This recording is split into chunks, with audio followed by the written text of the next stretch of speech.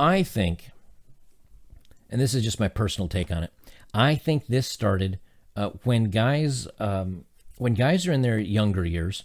They tend to want to go out and have fun, and they don't think about settling down usually until a little bit later in life.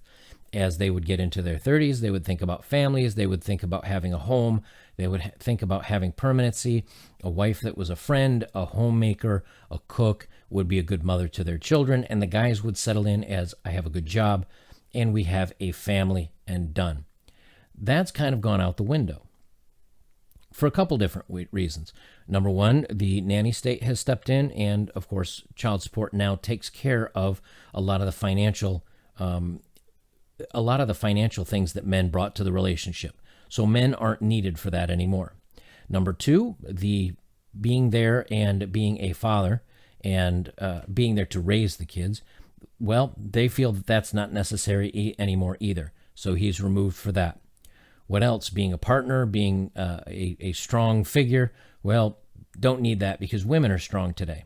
And again, I'm not necessarily saying that's a bad thing, but this is, when women are strong, they don't need men, and men don't really want super strong women because it's too combative. So that part breaks apart. So what you end up having is the whole center or the nucleus of the family breaking apart, and that's changed the dynamics of dating. Now, when you look at it today, women, again, used to be relatively chaste and keep themselves from having many partners, and so they would wait until marriage. And a guy would step up to marriage because his bonus or his benefit for that marriage would be the easy and relatively often access to her and fooling around. Well, now that's gone. Guys can get that without having to dedicate their finances and dedicating a marriage and a home. And so women, unfortunately, and there's no other way to put it, women have become cheap. They've become easily accessible. And as such, they've really taken away what they would have as far as that value. When something is rare and it's a rare commodity, the value of it is very high.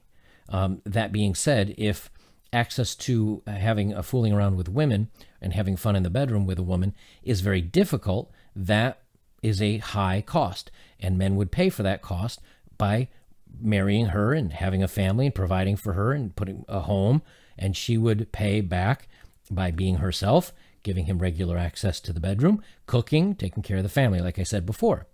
But now that cost is nothing. In many cases, it's actually free. So men do not have to come forward with anything to benefit her. He comes forward with nothing. And in many cases, unless, if he's attractive or he makes a little bit of money or he's funny or whatever. So this casualness about it is really to a woman's detriment. It's not to her benefit.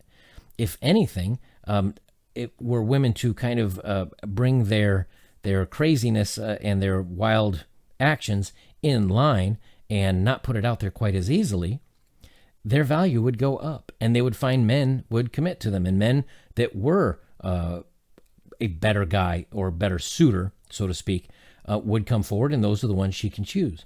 However, now as it is, again, it's, well, if he's attractive, good enough for me.